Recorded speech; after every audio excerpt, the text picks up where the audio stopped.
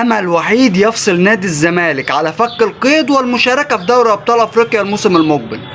علل. طبعا في البداية ألف مبروك جمهور الزمالك الحصول على لقب الدوري، ولكن المشكلة في المشاركة في دوري أبطال أفريقيا الموسم المقبل، لأن اللائحة الأفريقية بتقول إن النادي اللي عليه عقوبات بإيقاف القيد ما ينفعش يشارك في أي بطولة أفريقية، ولا دوري أبطال ولا كونفدرالية.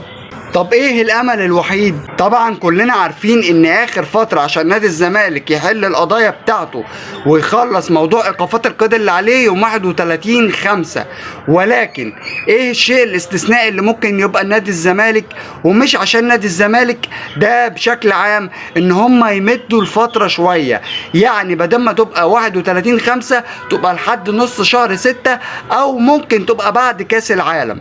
هو ده الامل الوحيد. غير كده اي حد يطلع يقول لك اصل في امال تانية، اصل ممكن عشان الزمالك، اصل وي ده مفيش منه الكلام ده.